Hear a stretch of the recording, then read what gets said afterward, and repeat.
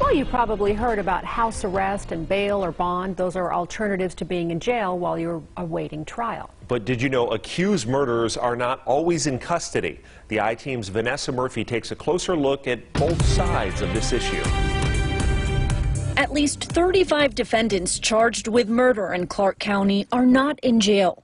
The circumstances vary. A woman who police say shoved an elderly man off a bus, a security guard accused of killing a man on the job, and several alleged acts of domestic violence. At least 9 are accused of killing children, most of them their own. He paid less for his bond than the cost of my child's funeral. Veronica Melton's son Giovanni was 14 years old. Her ex-husband Wendell Melton is accused of shooting him back in 2017 because he was gay. Today he's on house arrest awaiting trial. Utterly perplexing. I don't understand the system. Metro Deputy Chief Laz Chavez says on average 30 to 40 people charged with murder are not behind bars. That's about 10% of open murder cases right now. It's frustrating. It's frustrating for the police department. Metro Police keep track of electronic monitoring and house arrest. Some of the worst crimes, which is taking the life of another human being, is that the one where you get to go home or not? I would argue that it's not. You're innocent until proven guilty. Ozzy Fumo is a criminal defense attorney. Just because the accusation is made that someone has committed a crime doesn't mean they're guilty of that crime. You know, there's a process for it. The burden falls on prosecutors to convince a judge to keep the person in jail. In 99% of these cases, the district attorney's office seeks a significant bail. District Attorney Steve Wolfson says that may be as much as $1 million in some cases. It's always up to the judge.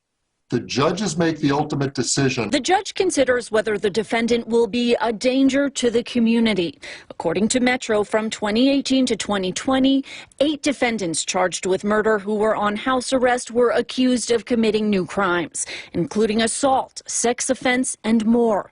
The judge also considers whether a defendant will willingly return to court.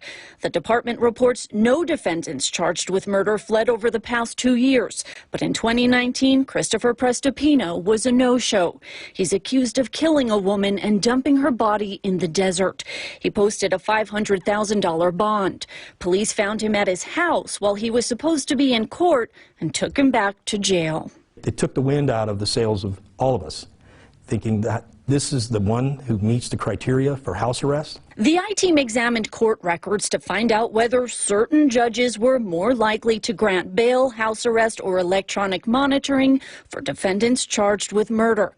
And we found no major trends. I think now we're finally equaling the scales of justice because we have judges who understand the law. We will continue to investigate these crimes. What happens afterwards needs to be, in my opinion, needs to be looked at and maybe reconsidered. Wolfson says a defendant out of custody can sometimes delay a case. If a defendant isn't in jail, he says their legal team may not hesitate in asking for continuances. Veronica Melton says she's been waiting more than 3 years for justice. But the action and the result is still the same. I still have a dead child. Vanessa Murphy, 8 News Now. In one case, the I-Team found that bail was reduced for the defendant due to COVID-19. According to court records, he had asthma. Metro Police say as of Thursday, 15 inmates had COVID-19 and were in isolation. Deputy Chief Chavez insists there is room for defendants charged with murder to be safely housed. Metro reports 36% vacancy.